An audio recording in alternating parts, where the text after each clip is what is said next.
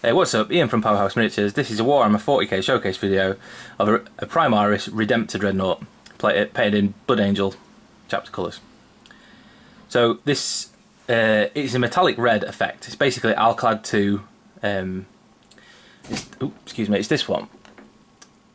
Alclad 2 Candy Red, but this is Candy Blue obviously, but the red is, I've got it downstairs. So the lights that I've got are sort of shining off the miniature, and they're sort of not ruining the effect obviously, but you know, making it slightly more difficult to get a good idea of it. And then the weapon is magnetised too, so we've got the Gatling cannon and the plasma guy.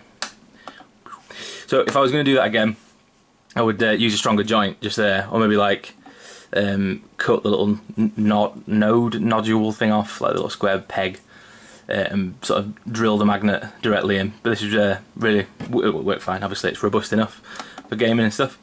So it's Alclad 2 paint. So I did a mini review of Alclad paints previously on some Primaris Marines that I did from the Dark Imperium box set. I did a custom chapter colour called the Spectral Knight, and I did like it's like holographic chrome effects and some like candy red effects and stuff, which looked really good. And I did a mini review there of Alclad 2 paints. So the summary was basically that they were a little bit expensive, or they didn't go very far, and that was my only real criticism. So well, it's there basically, the spectral chrome. Basically, like the primer underneath, like the gloss black primer, was really thin, so you had to do like a few layers, and then the chrome base coat that I airbrushed on top of the gloss black primer, for like 30 miniatures, so like 3 or 4 characters and 20 miniatures, like 20 infantry. There's only a small bit of like a fiver's worth of the paint to like, again, I'm like, I've got it here again. Like, I'm 25 miniatures, or whatever, 24. There's only a very small amount of this paint left after that. So it's either that I've been doing it wrong, which is a possibility, or that basically just it takes quite a lot to cover. And I found that with the primer as well, it's like just a little bit thin. So this is a similar sort of thing, so I'll turn it around a little bit. Hopefully you can see the metallic red effect, because in the photos you can't really tell. It's like that. If you get the glare off the miniature, hopefully you can see that it's a pleasing metallic red effect. So I was really pleased with them. Like, overall, Alclad 2 paints are fantastic, and I would recommend them to anybody. There's a load of different alternatives that you can get. So the Forge World Clear series as well. There's Angron Red, which is a really similar thing to this, and then there's Tamiya Clear colours. It's like clear red, a little bit thicker, and you can't necessarily use some of the Tamiya ones through the airbrush. So that's like the main thing. Alclad 2 specifically designed for the airbrush, of course. Used for different things. I've seen people using them on like custom motorbike parts, you know, like on Harleys, where they put like flame effects and bits and stuff like that. But that's what they're for. So like scale modelling in particular. Well, you know, they go even, if you're talking about like a scale tank or something, it's much bigger than Warhammer 40k or 28mm scale would be. And so I guess they would go. I might have done it wrong. I don't want to be critical for no real reason, when especially it could be like my, you know what I mean, my error. But yeah, really pleased. Like, just such an awesome thing. I would love to do a full army of just like metallic red, metallic green, Death Guard, metallic red. You know what I mean? Like, got all these metallic colours going on. Metallic blue Ultramarines. You do see people doing them quite a lot because they're obviously a really popular one. But altogether, really pleased. And so the new Primaris stuff in general, I've nothing but praise for it. They're all designed really well.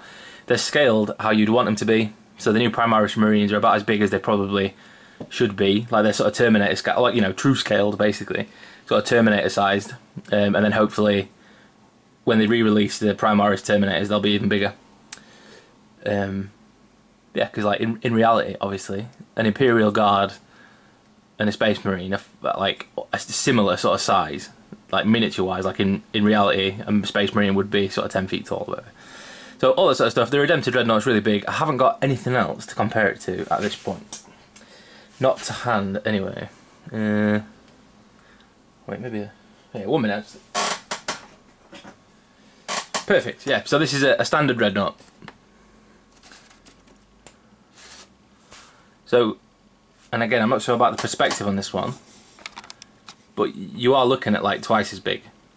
So if this is a standard, it's like an ironclad Dreadnought, it comes up to sort of the halfway up the hand, and then you've got, you know, the rest. It's probably like just less than twice as big, which is exactly what you'd want, just for a scale.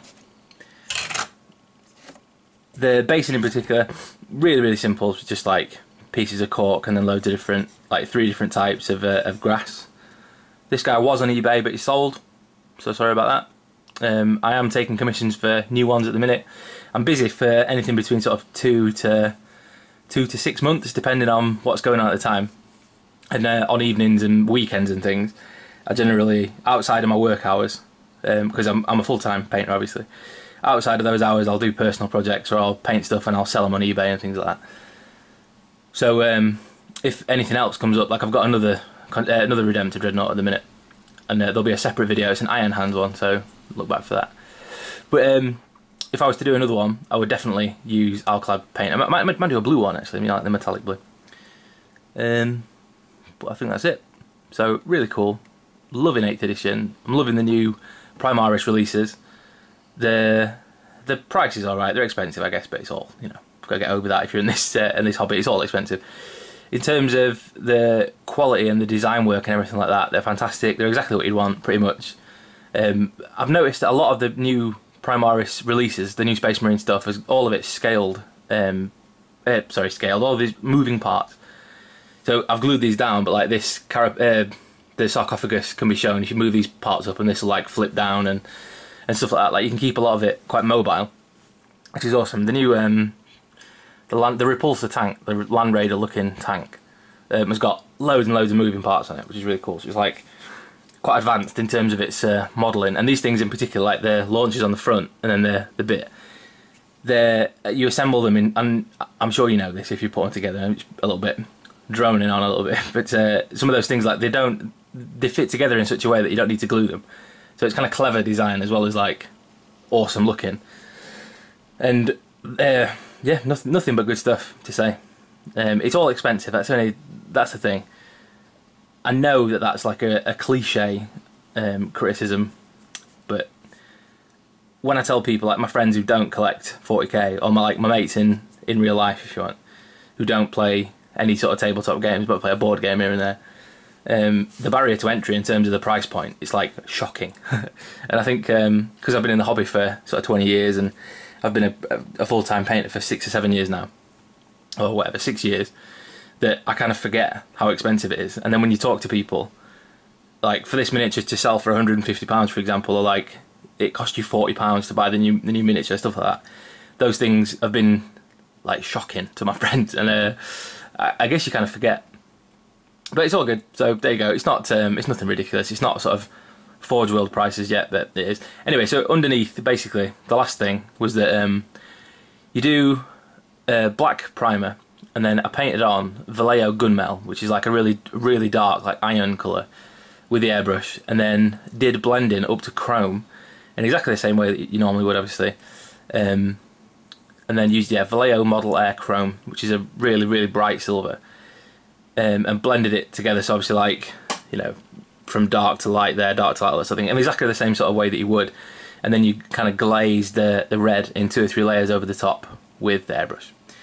So underneath, and then obviously because the candy red is just sort of a glaze, you can't necessarily tell that. But the silver underneath gives it like the blended effect, which is like super awesome. So that's it. So I set up an Instagram, so you can follow me on Instagram at Powerhouse Miniatures, and then Facebook, which is facebook.com/Powerhouse Miniatures, and there's a load of links in the description of this video to like all the rest of it, like my eBay shop and stuff like that. So that's your lot. Check back for some more Primaris Marines. Absolutely loving them. Have a good one. Cheers.